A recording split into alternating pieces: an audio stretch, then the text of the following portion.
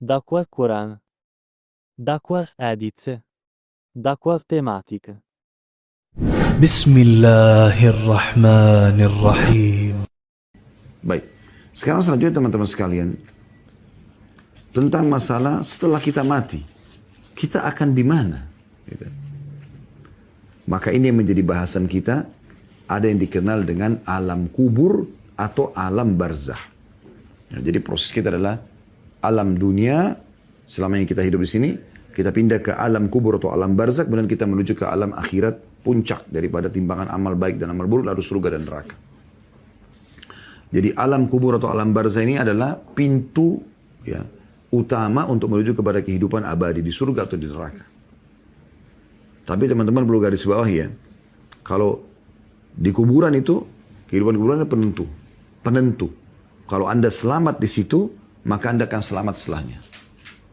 Makanya Utsman bin Affan radhiyallahu anhu pernah menangis terisak-isak pada saat membaca ayat tentang kuburan, dan beliau melihat liang lahat sambil menangis gitu. Lalu ditanya oleh sebagian orang, kenapa Anda? Ada apa dengan Anda wahai Utsman? Lalu Utsman mengatakan, saya mengingat kuburan maka saya takut, saya khawatir gitu. Lalu orang-orang sekitarnya mengatakan, apakah Anda takut? Wa anta, maksudnya kamu ini siapa? Kamu anak mantu. Jadi makna kalimat mereka ini, engkau adalah anak mantu Rasulullah SAW. Engkau sudah dijamin surga oleh Nabi SAW. Berjuang dengan Nabi, banyak bersedekah. Menjadi khalifah muslimin, banyak keputusannya dijalankan oleh kaum muslimin. Berapa banyak pahala yang Anda dapatkan? Apa kata Utsman? Ketahuilah, ya, ini adalah awal kehidupan akhirat. Siapa yang selamat di sini, maka dia akan selamat di sana. Dalam athar yang lain beliau mengatakan, Rasulullah SAW menjamin bagiku surga, tapi belum menjamin bagiku kuburan, gitu kan?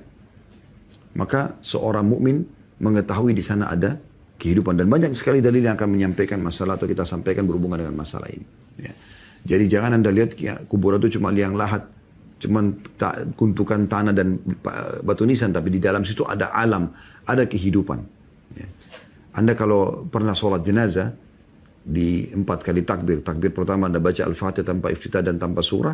Takbir kedua Anda baca salawat yang Anda baca dalam tahiyat ya. Allahumma salli ala Muhammadin wa ala ali Muhammadin kama sallaita ala Ibrahim wa ala ali Ibrahim innaka Hamidum Majid sampai akhir. Takbir yang ketiga Anda mendoakan mayit. Ya. Dan takbir keempat Anda mendoakan diri Anda atau Anda salam. Di doa, di takbir ketiga ini apa yang Anda baca?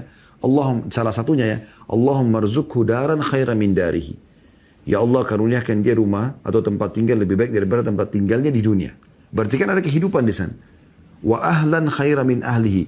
Dan keluarganya lebih baik daripada keluarganya di dunia. Karena dia akan ditemani oleh amal soleh yang nanti akan kita jelaskan ya. Dia akan ditemani oleh amal solehnya yang menjadi seperti keluarganya di kuburan itu atau di alam barzah. Wa jaran khairan min jiranihi. Wa jaran khairan min jiranihi. Dan tetangga lebih baik daripada tetangganya. Ini bukti nyata. Begitu juga Anda kalau ziarah kubur, apa yang Anda baca? Assalamualaikum dara qaumin mu'minin. Keselamatan untuk kan wahai penghuni negeri orang-orang beriman. Gitu kan? Jadi di sana ada kehidupan. Begitu pula di sana di kuburan itu keadaannya cuma 2. Tidak ada lagi yang ketiga. Menjadi taman dari taman surga atau lubang dari lubang neraka. Kalau Anda beriman kepada Allah subhanahu wa ta'ala, dan kita akan sampaikan insya Allah di materi kita, dan ini menjadi inti bahasan sebenarnya, amal-amal yang akan menyelamatkan dari siksa kubur. Yang berarti juga akan menjadikan kuburan kita taman dari taman surga. Ya. Kalau Anda beriman dan beramal soleh, maka akan jadi taman dari taman surga. Kalau Anda kafir kepada Allah, maka pastikan akan menjadi lubang dari lubang neraka dan siksaan. Tidak cukup di situ, pada saat Anda dibangkitkan nanti hari kiamat, ditambah lagi siksaan yang lebih berat di neraka nanti. Wa na'udzubillah. Ya. Di antara dalilnya juga adalah hadis yang sahih diriwayatkan oleh An-Nasa'i dari Masruq rahimahullah, seorang tabi'in, berkata dari Ummul Mukminin Aisyah radhiyallahu anha, beliau berkata dakhalat yahudiyatun 'alaiha, dari Aisyah atau kejadian yang terjadi pada Ummul Aisyah. Masruq mengatakan dakhalat yahudiyatun 'alaiha fastauhabatha syai'a. Telah masuk seorang wanita Yahudi kepada Ummul Mukminin Aisyah radhiyallahu anha, lalu dia minta sesuatu ya. Fawahabat laha Aisyah, maka Aisyah memberikan kepada orang wanita Yahudi tersebut apa yang dia minta. Dan ini berarti pelajaran kita boleh berbagi dengan orang-orang kafir ya. Bukan berarti kafir lalu kita benci. Yang kita benci perbuatan seseorang, kekafirannya, maka itu kita obati, kita coba nasihatin, dakwahi, doakan supaya dia tinggalkan keburukan dia. Sama dengan orang berzina, orang mencuri. Yang kita benci perbuatannya bukan fisiknya. Kita berharap memperbaiki perbuatan yang keliru itu. Makanya Aisyah radhiyallahu anha memberikan wanita Yahudi ini apa yang dia minta. Qalat ajarakallahu min adzabil qabr. Lalu si Yahudi, perempuan Yahudi itu mendoakan, mengatakan semoga Allah selamatkan engkau dari siksa neraka, maksudnya dengan siksa kubur, karena engkau telah memberikan kepadaku apa yang aku inginkan ini. Qalat Aisyah fawaqa'a fi nafsi min dzalika. Maka Aisyah mengatakan, aku ragu dengan apa yang dibahasakan oleh perempuan ini, ya. Bimbang dengan apa yang dibahasakan ini, mengganjal gitu ya. Hatta ja'a Rasulullah sallallahu alaihi wasallam fa dzakartu dzalika lahu. Sampai Rasulullah SAW masuk ke rumahku, bertemu, lalu kemudian aku ceritakan apa yang terjadi itu. Faqala, maka Nabi SAW mengatakan, innahum la yu'adzabuna fi kuburim azaban tasma'uhul bahaim. Ketahuilah bahwasanya mereka, orang-orang kafir, akan disiksa di alam kubur mereka dengan azab yang dapat didengar oleh hewan-hewan ternak. Berarti menandakan kuburan itu bisa menjadi lubang dari lubang neraka. Ya. Nanti kita jelaskan dalil juga yang lain ya. Juga riwayat Ibnu Abbas radhiyallahu anhuma tentang adanya memang kehidupan di kuburan, dan ini dari hadis Nabi SAW ya. Anna Nabi SAW kana yu'allimuhum hadha ad-du'a kama yu'allimuhum as-suratu minal Qur'an. Bahwasanya Nabi SAW selalu menekankan sahabatnya untuk mengajarkan dan menekankan agar mereka menghafal dan mengamalkan doa ini sebagaimana mereka diajarkan Al-Quran. Bayangkan saking pentingnya doa ini sampai ya seperti kedudukannya belajar Al-Quran ya. Atau Nabi SAW peduli seperti pedulinya mengajarkan Al-Quran kepada mereka. Yaitu doanya, beliau mengatakan yaqul qulu, beliau mengatakan selalulah ucapkan Allahumma inni a'udzubika min adzabi jahannam. Ini biasa kita baca sebelum salam ya di tahiyat. Ya Allah, aku berlindung kepadamu dari siksa neraka jahannam. Wa a'udzubika min adzabil qabr. Dan aku berlindung kepadamu dari siksa kubur. Wa a'udzubika min fitnatil masihid dajjal. Dan aku berlindung kepadamu dari fitnahnya Masih Dajjal.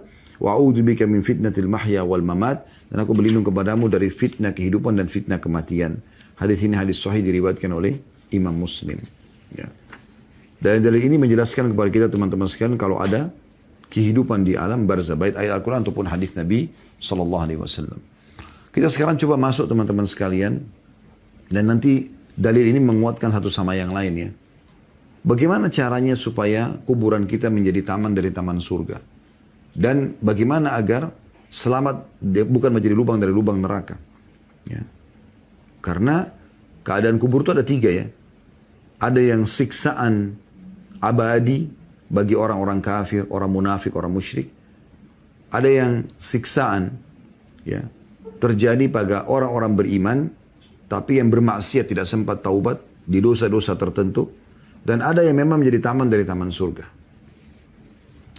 Untuk selamat teman-teman sekalian agar menjadi taman dari taman surga di saat Anda sendiri, Anda dipikul oleh orang-orang kerabat-kerabat Anda dibawa menuju ke kuburan, ya. Dan akhirnya Anda dimasukkan, Anda tentram di sana, kuburan Anda menjadi taman dari taman surga, ada amal-amalnya. Dan juga sekaligus agar selamat jangan sampai Anda menjadi orang-orang yang tersiksa di sana. Karena Nabi SAW mengatakan kalau orang beriman yang meninggal dunia, pada saat dipikul dia berkata, cuman tidak terdengar oleh orang yang memikulnya, segeralah bawa jenazah ini, ya. Karena bahagianya dia, karena dia tahu ya, apa yang akan ada di depan dia, sebuah alam di alam barzah menjadi taman dari taman surga. Dan kalau dia orang kafir, maka dia akan mengatakan, ruhnya akan mengatakan, celakalah dia, kemana kalian akan bawa?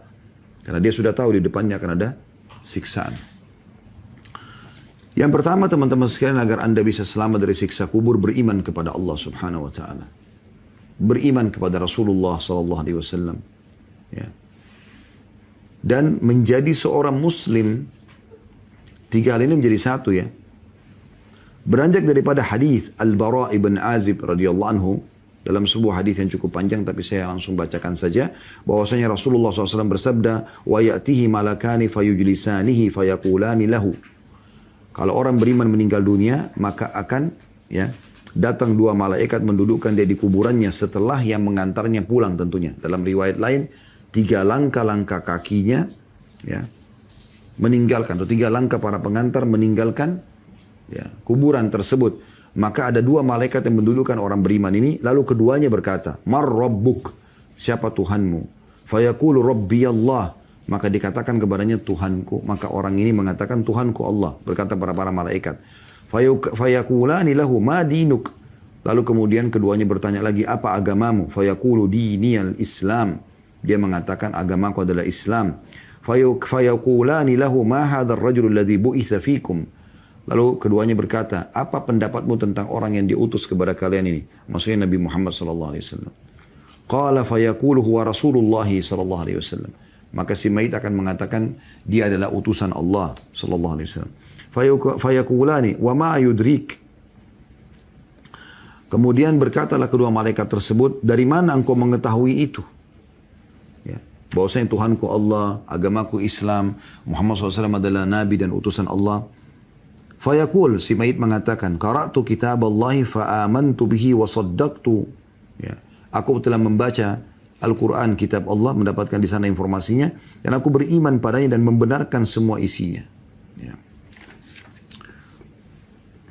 Kemudian dalam riwayat Jarir dikatakan, hadis yang lain, فَذَلِكَ قَوْلُ اللَّهِ عَزَّ وَجَلَّ. Dan itu sesuai dengan firman Allah subhanahu wa ta'ala. Maksudnya riwayat lain menjelaskan ada penambahan dari Nabi SAW. Dan itu sesuai dengan firman Allah subhanahu wa ta'ala. يُثَبِّتُ اللَّهُ الَّذِينَ آمَنُوا بِالْقَوْلِ الثَّابِتِ.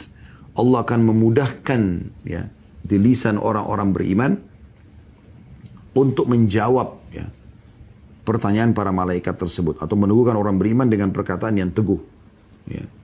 Kata ulama di dunia, dengan kalau dia ditanya tentang Islam asal dia sudah belajar, dia bisa jawab kenapa kamu sholat, kenapa kamu puasa, bagaimana bisa kau beriman kepada Allah, bagaimana bisa kau benarkan Muhammad SAW. Maka dia bisa menjawab. Dan di akhirat maksudnya pertanyaan para malaikat. Setelah dia bisa jawab semua itu, Tuhanku Allah, kitabku, agamaku Islam, ya, Muhammad SAW adalah utusan Allah. Qala fayunadi munadi minas sama. Kemudian terdengarlah suara seruan dari langit, an sadaqa abdi, bahwasanya hambaku ini telah benar. Fa'afrishuhu minal jannah, maka bentangkan hamparan dari surga untuknya. Ya. Waftahu lahu baban ilal jannah, dan bukalah untuknya pintu menuju ke surga. Wa albisuhu minal jannah, dan berilah ia pakaian dari surga. Qala fayatihi min rawhiha wa tibiha. Kemudian sampailah kepada dia keindahan dan aroma harumnya surga itu. Qala wa yuftahu lahu fiha madda basarihi. Dan kemudian ya, kuburnya dilapangkan sejauh pandangan matanya. Itu kalau orang beriman. Ya. Dan dalam riwayat lain dikatakan, maka jadilah kuburannya taman dari taman surga. Sebaliknya, kalau orang kafir, masih dalam hadis yang sama ya. Qala wa innal kafira fa dzakara mautahu. Ya. Qal, ya. Kemudian orang kafir pada saat dia wafat, wa tu'adu ruhuhu fi jasadihi, dan nanti akan dikembalikan ruhnya di kuburannya, di jasadnya, wa ya'tihi malakani fayudisanihi fayaqulani lahu. Maka dua malaikat mendudukkan dia, kemudian bertanya kepadanya, "Man rabbuk?" Siapa Tuhanmu? Fayaqulu ha. Dia hanya mengatakan saya enggak tahu gitu. La adri, saya enggak tahu. Fayakulani lahu ma dinuk, apa agamamu? Malaikat bertanya. Fayaqulu ha. Maksudnya saya enggak tahu. La adri, saya enggak ngerti. Fayakulani ma hadzal rajul ladzi bu'itsa fikum. Bagaimana pendapatmu tentang orang yang diutus kepada kalian? Fayaqulu ha la adri. Dia mengatakan saya enggak tahu. Fayunadi munadi minas sama. Kemudian terdengar suara seruan dari langit, an kadzaba. Orang ini telah berdusta. Fa'afrishuhu minan nar. Bentangkan ya jalan dari neraka. Wa albisuhu minan nar, berikan dia pakaian dari neraka. Waftahu lahu baban ilan nar, bukalah pintu-pintu neraka yang dengannya dia menuju ke sana nantinya. Qala fayatihi min harriha wa samumiha, kemudian sampai kepadanya dari panasnya neraka itu. Ya. Hawa panas neraka itu sampai kepadanya. Qala wa yudayyiqu alaihi kubruhu hatta takhtalifa fihi adla'uhu. Kemudian dinding kuburannya menjepit tubuhnya sampai membuat tulang-tulang rusuknya bersatu. Thumma yuqayyadu lahu a'ma abkamu ma'ahu mirzabbah. Ya. Ma'ahu mirzabbatun min hadid. Ma'ahu mirzabbatun min hadid. Lalu kemudian diutus kepadanya malaikat atau seorang laki-laki, ya malaikat yang buta dan bisu yang membawa palu godam besi di tangannya. Sebuah besi yang sangat keras gitu. Lau duriba bihi lau duriba biha jabalun lasara turaban. Kalau seandainya mirzabba tadi min hadid, palu logam besi itu dihantamkan ke gunung, maka akan hancur gunung itu, akan menjadi seperti butiran tanah atau pasir. Qala fayadribuhu biha darbatan yasma'uha ma bainal masyriqi wal maghrib illa thaqalaini fayasiru turaban. Lalu kemudian dipukulkan kepada si mayit ini, wa na'udzubillah, dan pukulan satu kali itu semua yang di timur dan barat mendengarkan kerasnya pukulan tersebut kecuali jin dan manusia. Allah masih tutup kuping mereka, mereka tidak bisa dengarkan pukulan tersebut. Qala thumma tu'adu fihi ruh. Kemudian dihidupkan kembali lagi. Ya, setelah dihancur dihidupkan lagi kembali. Ya, maksudnya dikembalikan lagi padanya ruhnya. Gitu kan. Karena dipukul, dia tidak mati. Karena mati cuma satu kali. Tapi hancur jasadnya. Ruhnya terlepas. Diciptakan kembali jasadnya, dimasukkan lagi ruhnya, disiksa lagi. Begitu terus sampai hari kiamat. Dan hadis ini hadis sahih diriwayatkan oleh Imam Ahmad. Dari hadis ini kita bisa lihat bagaimana ya, kejadian di dalam kubur tersebut. Akan ada pertanyaan malaikat dan juga akan ada orang-orang yang menjawabnya dari orang beriman dan ada juga orang-orang kafir yang tidak bisa menjawabnya.